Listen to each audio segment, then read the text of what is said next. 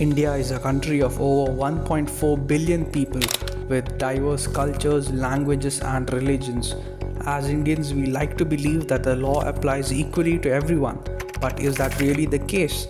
Laws like the Criminal Procedure Code and the laws governing contracts are applied equally to all Indians. But personal laws still remain an exception. Currently, we have different personal laws for different communities. Hindus, Muslims, Christians, and others all follow separate sets of rules. But should our laws be divided by religion? Is this truly fair in a modern, progressive, and secular India? So, decades after independence, one crucial law is still missing: a secular civil code. But what is the secular civil code and why is it necessary? Let's try to understand.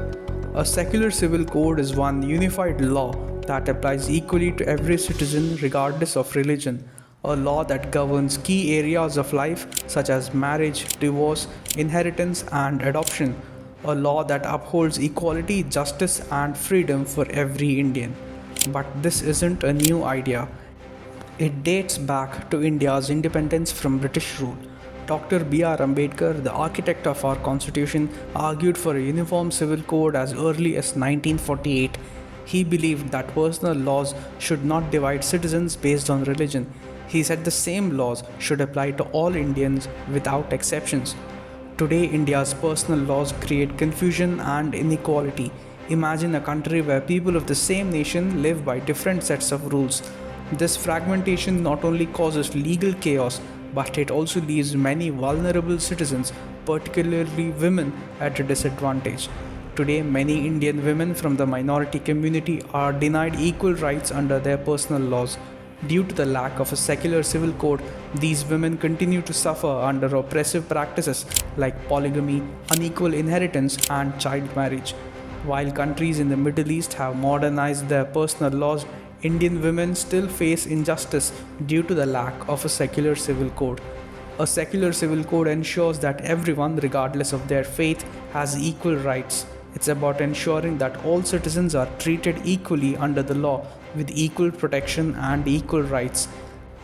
Even the country's high courts and the Supreme Court have urged the governments of the day to implement a secular civil code. So, if the need for a secular civil code is so clear, why was it never implemented? For decades, the Congress Party has opposed the idea of a secular civil code. Why? Because it would challenge their appeasement politics. Congress has repeatedly pandered to specific religious groups, fearing they would lose their votes if they pushed for a unified legal framework. To appease its vote bank, the Congress ensured that religious divisions persist in the legal system. The issue of implementing the secular civil code began with the landmark Shah Bano case, where the apex court awarded maintenance amount to a divorced Muslim woman and emphasized the need for a uniform civil code in the country. But the then Rajiv Gandhi government brought in a law to nullify the Supreme Court's judgment, all for the sake of appeasement. On one hand, the Congress Party opposes the implementation of a secular civil code, and on the other hand, shamelessly says that it is a proponent of secularism. But the Modi government is different. PM Modi is walking the talk when it comes to pushing for a secular civil code in India. In the BJP-ruled state of Uttarakhand, there is already a uniform civil code. Other BJP-ruled states are working to implement a similar secular civil code as per Union Home Minister Amit Shah. Laws dividing the country on religious lines have no place in a modern society. In India, a Muslim can be Muslim, a Christian can be Christian, but only a Hindu has to be secular. The time has come for all Indians, irrespective of faith, to become truly secular.